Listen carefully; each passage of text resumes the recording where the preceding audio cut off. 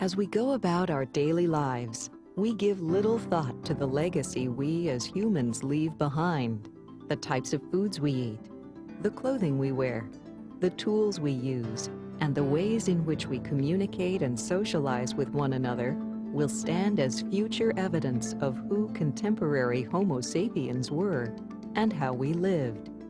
Such evidence of the earliest human ancestors is less prevalent, and uncovering that evidence and putting it all together to tell the story of human evolution requires the collaborative efforts of a diverse group of scientists, a group we call paleoanthropologists, who seek to answer the most basic of human questions.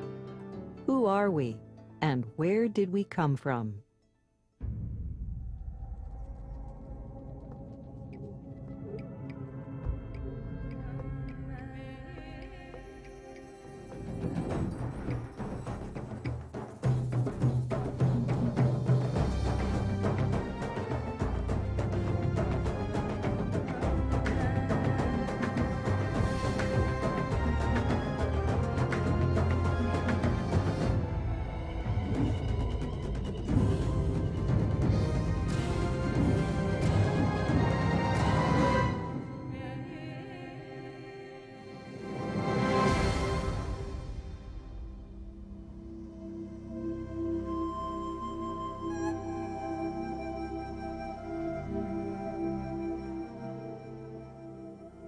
In the search for evidence of early humans, many scientific disciplines must collaborate.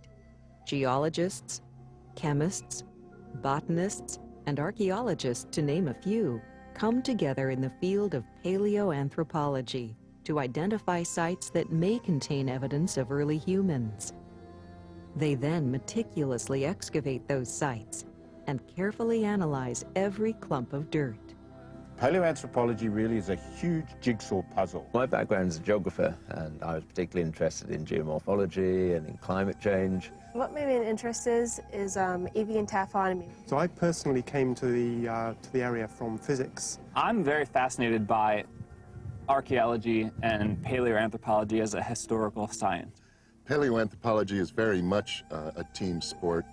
Nowadays, it's inconceivable, for instance, to do a large-scale project without, geologists, without usually, obviously faunal specialists, usually people who specialize in the hominids themselves, people who specialize often in plants, botanists are there. Very frequently, isotopic geochemists do various things, whether it's reconstructing diet or environment. Any number of different people are extremely important in these kinds of things nowadays. When most people think of paleoanthropology or human origins research, they think about the fantastic skull of a fossil hominid. And in fact, the most famous figures in the history of paleoanthropology are those who have discovered spectacular hominid remains. These are, of course, very important, but paleoanthropology should not stop there. It would be much like one investigating their family genealogy and being satisfied having acquired a photograph of their various ancestors. Yet, wouldn't you want to know, having gone to that effort, actually who these people were?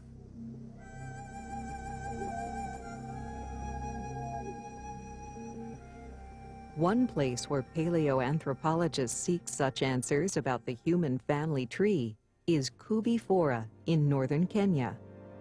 It lies on the eastern shores of Lake Turkana, which stretches from the Ethiopian border south for 120 miles. Along the shores of both the east and west side of this lake, there's a unique record of the early stages of human evolution from between 4 million and about 1 million years ago. The work at Kubifora began in 1968 when Richard Leakey was working in the north end of the lake. He formed an expedition in 1969, and that led to multidisciplinary research beginning in the 1970s.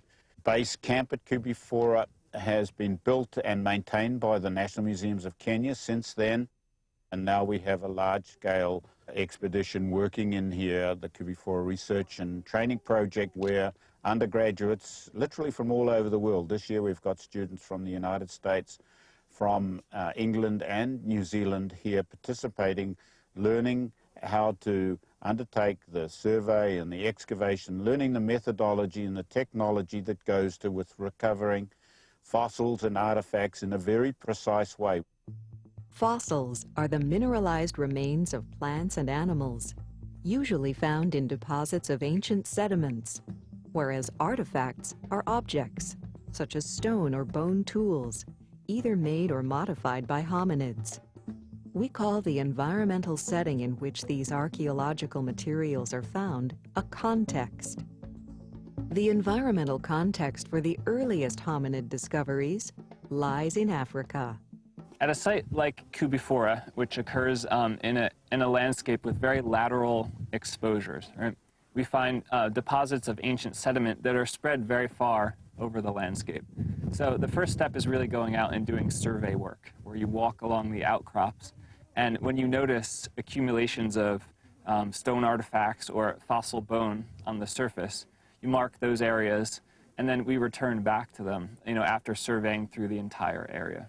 One of the most important reasons that East Africa and Kenya in particular are centers for the study of the early stages of human origins is, first of all, that it appears that our biological family, the hominidae, originated in eastern and possibly southern Africa in the savanna ecosystem, and more particularly that we can date the horizons where we're finding the specimens. And this was not an accident, it was geological processes. There were volcanic eruptions in the Ethiopian highlands, and the airfall ash was getting into rivers that were draining over the landscape, meandering rivers that were flooding at times and depositing the volcanic ash. Over time, as rivers cut through the landscape or tectonic activity moves the land, outcrops are created and layers or levels of sediment are exposed. These sequential layers of deposits are called strata, and the study of these is called stratigraphy. We can often put finds into a relative time sequence by the level of strata in which they are found. One of the most interesting time intervals that we're studying here at Kubifora is the time interval around 1.6 to 1.8 million years ago, where we've got some of the first evidence of early Homo erectus or Homo ergaster. And at this site in particular, we've found modified bone that could only have been modified using stone artifacts. We can also look at other ancient processes like carnivore modification of bones, carnivore consumption, and how that creates tooth marks on fossil bone. We can look at how ancient humans were butchering animals in a modern day context and then apply those results to the sort of static archaeological record. But how do we interpret those? All we can see is that these were made and used in one way or another, but understanding what these patterns of cut marks on a bone are telling you about the type of butchery that was done to an animal. Are we only cutting off small scraps of flesh after stealing this carcass from a carnivore, or are we butchering the complete animal that we've managed to either hunt or find, aggressively scavenge from other carnivores, things like that?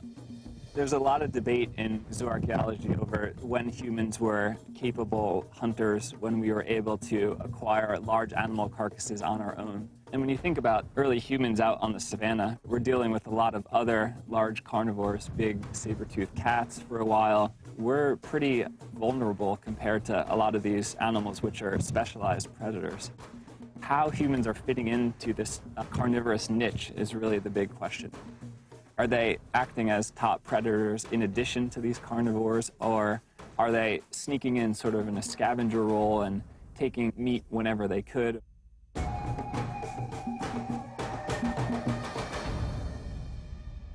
Olduvai Gorge lies to the west of the East African Rift Valley. Within this rift, accumulated sediments have preserved a record of the geological history and the history of the evolving plants and animals of East Africa, spanning millions of years of time. Olduvai was surrounded by active volcanoes whose eruptions created ash layers that would, throughout the formation of the rift, provide paleoanthropologists with a very refined chronological framework for evolutionary events that occurred within it over time. Olduvai Gorge reveals a geological history of the eastern Serengeti that spans approximately 2 million years. This geological record has been divided up into major stratigraphic units referred to as beds. So the oldest bed is bed 1, dated to approximately 2.0 to 1.8 million years ago. It is then overlain by bed 2, bed 3, bed 4, and then younger deposits. Within bed 1 and lower bed 2, dating between approximately 2.0 and 1.5 million years ago, that is where we find the evidence for the Oldowan, the earliest stone tool industry. Mary Leakey's discovery of the Zinjanthropus skull in 1959 was really the spark that catapulted Olduvai into the forefront of paleoanthropology, of human origins research. Prior to this time, the Leakeys had been recovering abundant quantities of fossils and stone artifacts, but they were frustrated by not having found the remains of the toolmaker, him or herself. With the discovery of Zinjanthropus, Louis Leakey was convinced that indeed they had found the early toolmaker. And so what had taken the Leakeys over 25 years to find, all of a sudden in the early and middle 1960s, they made a flurry of spectacular fossil hominid finds. In the middle of the Olduvai Basin, we had quite a large saline alkaline lake. And that lake was continuously expanding and contracting. And every time the lake expanded and contracted, it left behind an increment of sediment deposited. And then as the lake withdrew, we get the development of soils and the development of grasslands on that surface. We're referring to a succession of sedimentary units which sit on top of one another. At the time of the hominins were living, 1.7 to 1.8 million years ago, the river systems were actually coming from the mountains towards the west. And because of the fault-related activity in the Rift Valley, it means that the river systems totally switched around, so that the later river systems, the ones that are cutting down and exposing all these deposits for us, actually now go in the opposite direction, from west towards the east. And therefore it was this very fortunate consequence of that we have these marvelous exposures here in which to work and try and establish those paleoenvironments that existed. Olduvai was the first place where the stratigraphic relationships among these changing stone tool industries and these evolving lineages of animals were clear, because the gorge exposes this layer cake of sediments dating from approximately 2 million years ago until the present. Olduvai remains important in paleoanthropology, mainly because it has one of the best records of the Oldowan time period.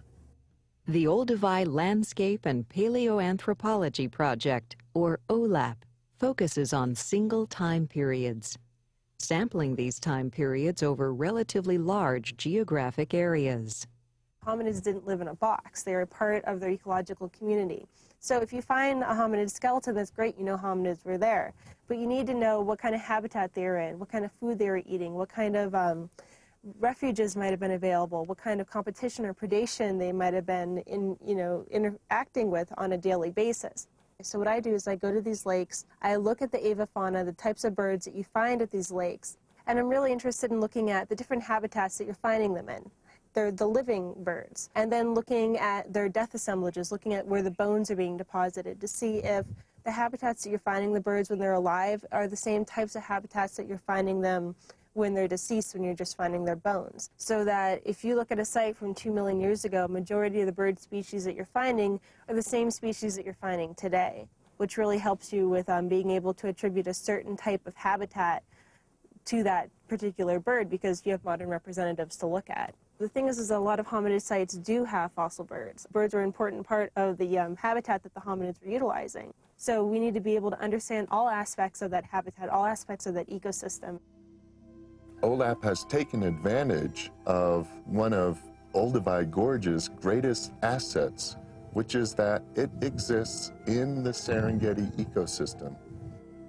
We can be excavating what we think is a fossil hippo pool in the morning, and in the afternoon we can go to an existing modern hippo pool. There is no other paleoanthropological locality in sub-Saharan Africa, indeed in most of the old world, where one has these modern protected environments which serve as partial analogs for environments that existed at Olduvai. So we have a truly unique opportunity here to understand the behavior and ecology of early hominids. Excavation of paleoanthropological sites is by definition destructive. So it behooves us to try to extract as much information as we can from these excavations. We collect, of course, the stone artifacts and describe them in detail. We collect, of course, the vertebrate fossils and identify these to taxon, the kind of animal. Look for butchery marks and carnivore tooth marks on the bones. All of this work is done by specialists within paleoanthropology, but we go much further than that. For these artifacts and bones occur in a sedimentary context which holds clues to the environment where the activities were conducted in the past. A primary context is a setting in which archaeological material was originally deposited, whereas a secondary context is one to which these samples have been moved by, for example, the action of a stream or river. And so a single excavation can generate a tremendous amount of work in terms of not only cataloging and studying the artifacts and the vertebrate fossils, but also in doing the detailed laboratory work required to establish the environmental context of the remains.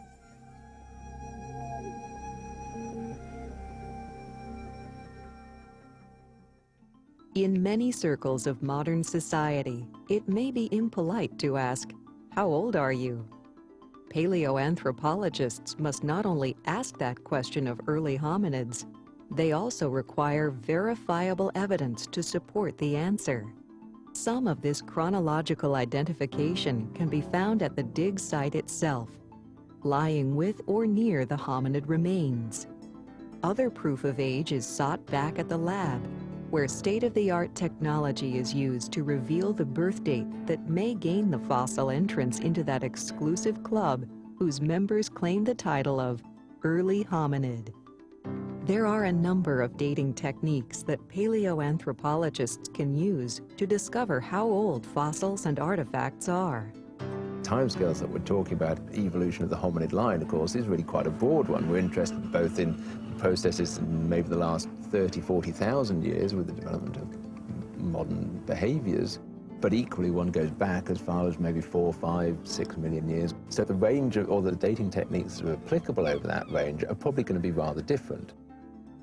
The first, relative dating, does not give one an age in years, but lets you decide which of several different groups of fossils is older than the other.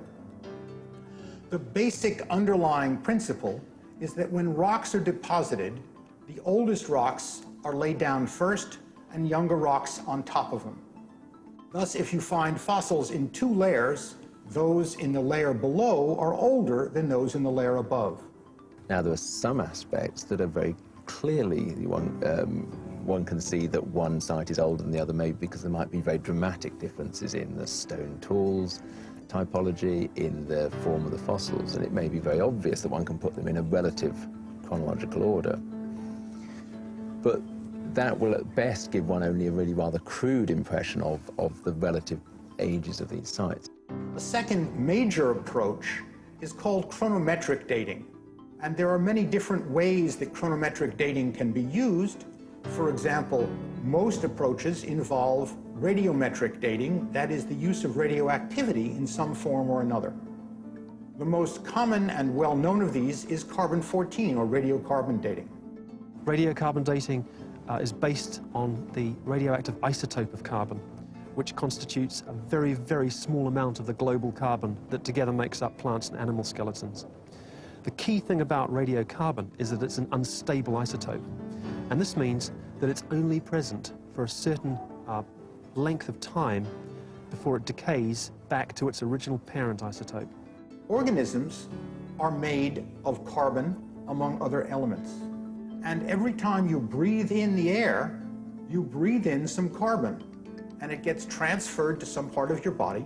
When you or any other organism dies, this process of replenishment of carbon-14 stops, and the radioactive clock begins. We can say that radioactive isotopes have a half-life, which means that in that period of time, 1/2 of their atoms transform into a different substance. This half-life, which in the case of carbon-14 has been measured at approximately 5,568 years, gives us a bar by which we can measure the age of animal bone, shells, burned wood, and other materials that might be found in an archaeological site. But it is important to understand that radiocarbon dating can only be effectively used to about 50,000 years ago. When you're trying to decide what dating method to use, you're often pretty heavily constrained by two things. One is the type of sample that you've got available, and the other is the time range involved. So if you're dealing with the last 50,000 years, then radiocarbon is a possibility. For example, luminescence dating and radiocarbon dating can operate over much of the same time scale.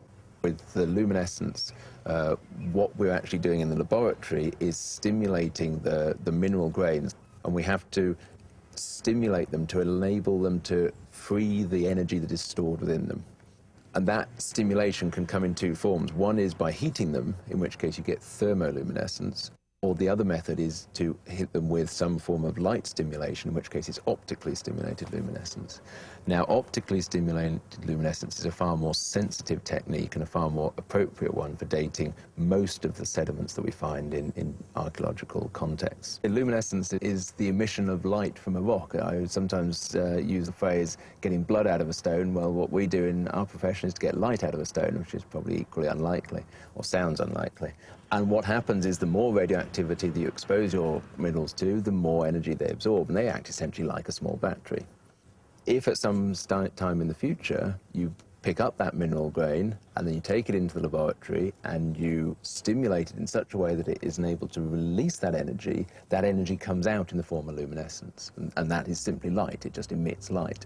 Because paleoanthropological sites can be as young as 5,000 years ago or as old as 5 million years ago, they must have an array of different dating methods available to them.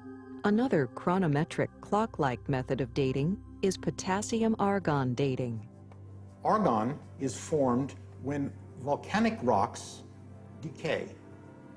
When a volcano explodes, it boils off all the old argon, and the clock starts ticking. It's a much longer clock. The half-life is over 1 billion years. But this work allows scientists to tell the age of volcanic lava or volcanic ash from billions of years ago. Another very important method that's often used in combination with argon dating is paleomagnetism.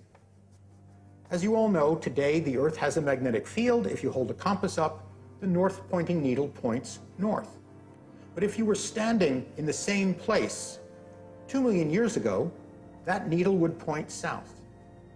And over the past several billion years, the magnetic field of the Earth has switched from what we call normal today in our very egocentric approach to reversed. Reversed means the needle points south. We don't know exactly how the magnetic field changes without destroying the Earth, but we know that it's happened many times in the past. It takes several thousand years to change from one direction to the other. And by using different methods of reading magnetic field in rocks and lake beds, we can carefully trace the history, and using dated levels such as volcanic rocks, which can be dated with argon, we can estimate the age of different reversals. Whether it be dating, digging, or analyzing, a variety of specialists bring their different areas of expertise to finding and reconstructing hominid fossils, modeling their environments, and determining both how and when they lived. New techniques are being developed all the time, making paleoanthropology an open field. Every generation, really, of PhD students is using better tools than the previous one. That's just the way it works. Vast tracts all over the world are virtually unexplored. One of the things that I think I'm quite confident of is, one, we're going to find hominins where we don't expect them. That's going to continue to happen. Two, we're going to be able to address questions that we never dreamed possible in probably 10, 20 years. Just analytical techniques continue to improve. And three, people will continue to find it interesting. After all, it's about humans.